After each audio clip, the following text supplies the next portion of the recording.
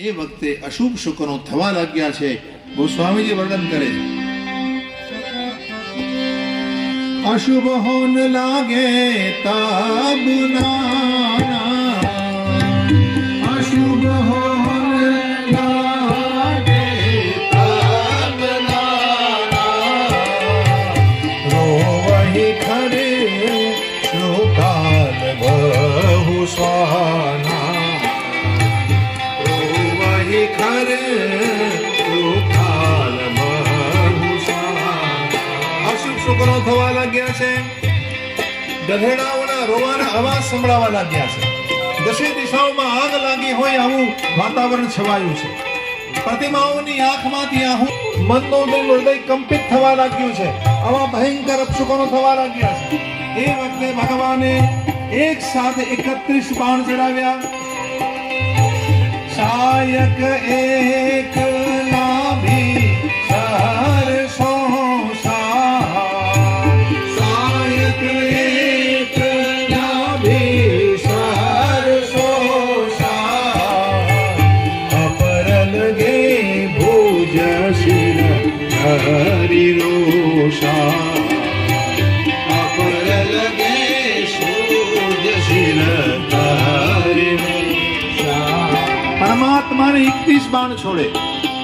એમાં 10 બાણથી 10 મસ્તકો કપાયા, 20 બાણથી 20 ભુજાઓ કપાઈ છે, અને એક બાણ નાભિકુંડને શોષી, અને આ રીતે 10 બાણ 10 મસ્તકોને લઈને મંદોદરીના ચરણોમાં મૂકી, અને એક બાણ નાભિકુંડને શોષી.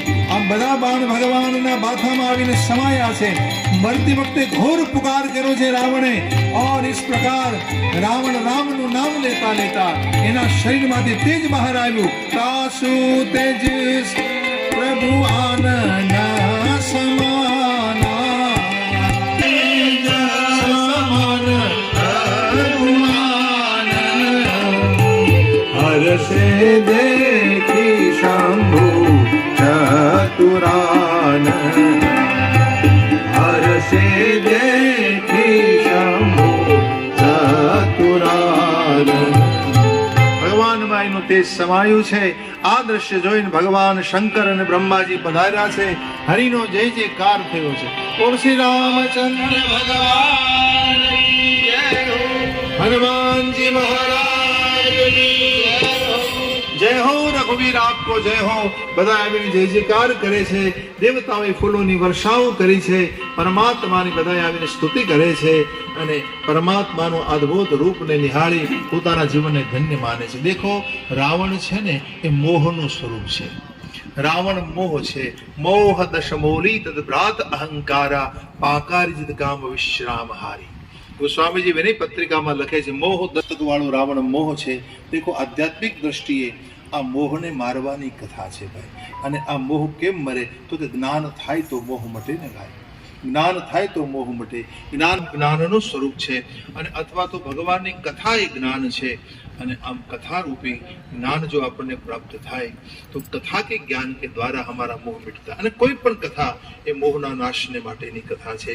અને એટલા માટે ભગવાન ગોસ્વામીજી વર્ણન કરે છે કે આ પ્રકારે મોહરૂપી રાવણનો ભગવાને નાશ કર્યો છે.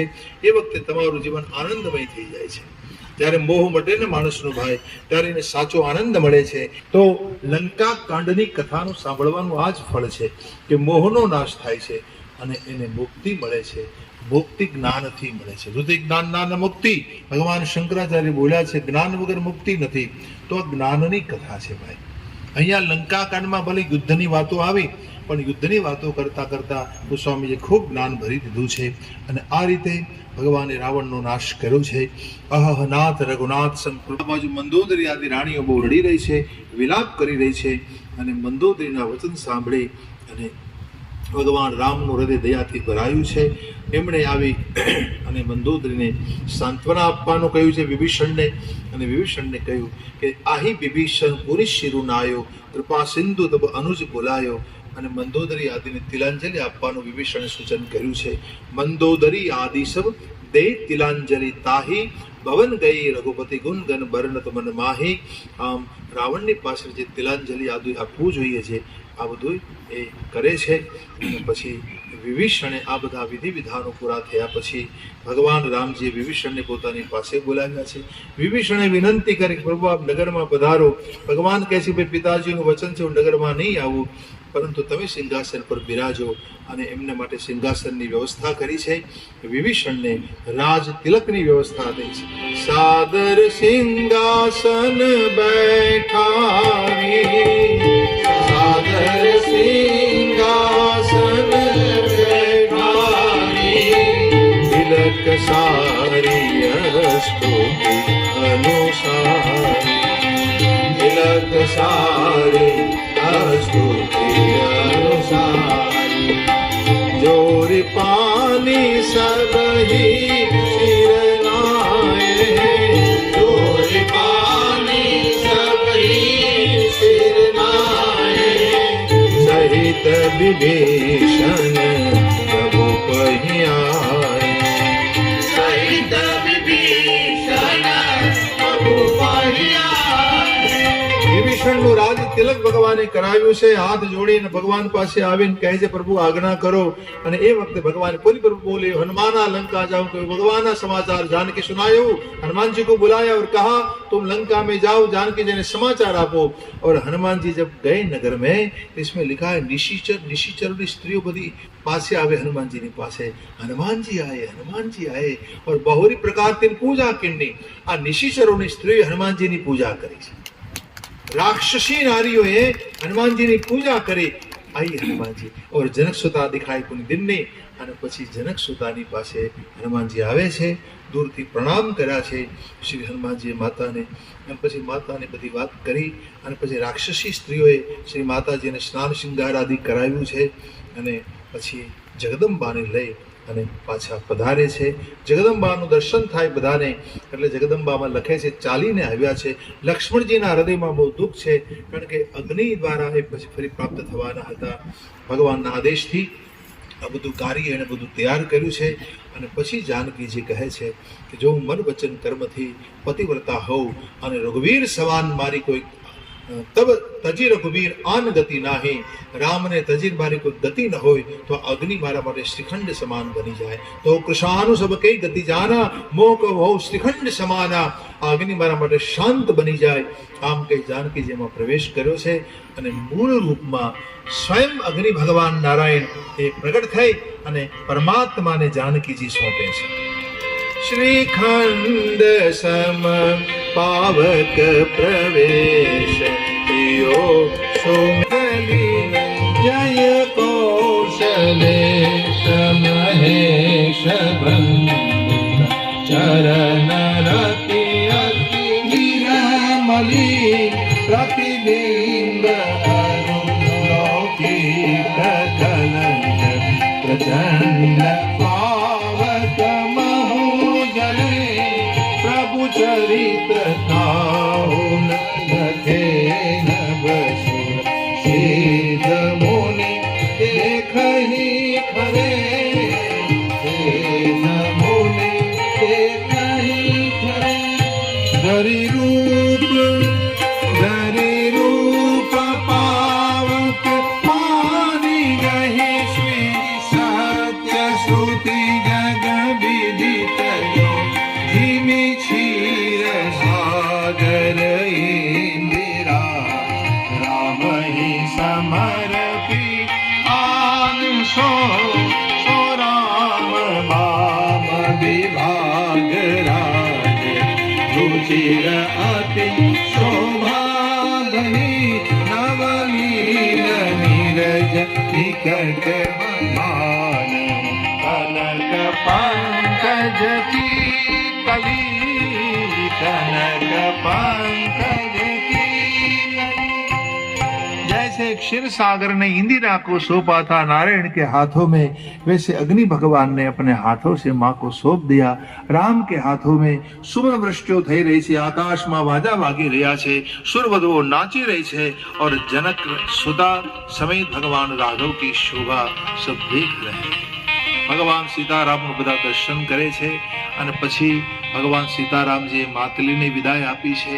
અને પછી જે કંઈ કથાનો ક્રમ છે એ આપણે આગળ બપોર પછી લઈ જવાનો. બપોર પછી કથાનો 3:30 વાગ્યાનો ટાઈમ યથાવત છે. 3:30 થી 5, સવા 5 સુધી આપણી કથા છે. તો બપોર પછીનો જે કથાક્રમ છે એ રીતે રહેશે. 5, 5:30 પછી પૂર્ણાહુતિ 6 વાગ્યા સુધીમાં સંપન્ન બધું કામ થશે. 5-15 મિનિટ આમ આગા પાછું થાય તો ચિંતા ન કરવી. હા, થોડોક સમય વધી જાય તો, કારણ કે આપણે સાંજે કંઈ કામ નથી. 7 વાગે તમને બધાને પેટ ભરીને જમાડવાના છે. હા, તો ભોજન આદિ બધું સાંજના સમયે.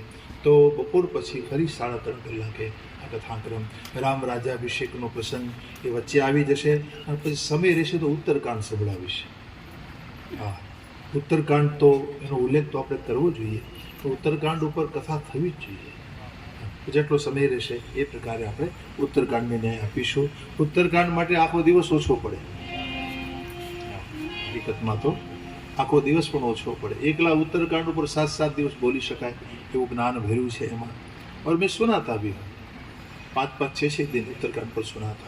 तो कहने का भाव यह है कि 2 मिनट हरिनाम जप लेते हैं भाव श्रद्धा से और कथा का विराम देते हैं. श्री राम जय राम जय जय राम जय राम. श्री राम जय राम जय राम जय जय राम. श्री राम जय राम जय जय राम.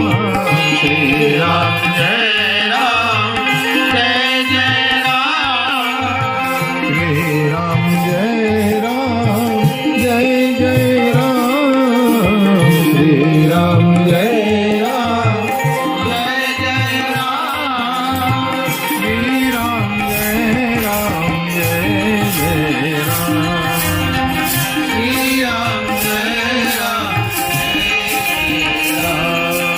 श्री राम जय जय राम जय जय बोले सब. श्री राम जय राम जय जय राम. श्री राम जय राम जय जय राम. श्री राम जय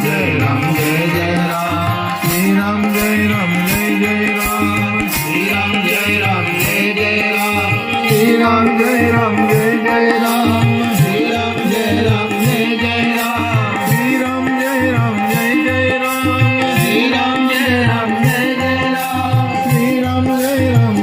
राम. श्री राम जय राम जय जय राम. श्री राम जय राम जय जय राम. श्री राम जय राम जय जय राम. श्री राम जय राम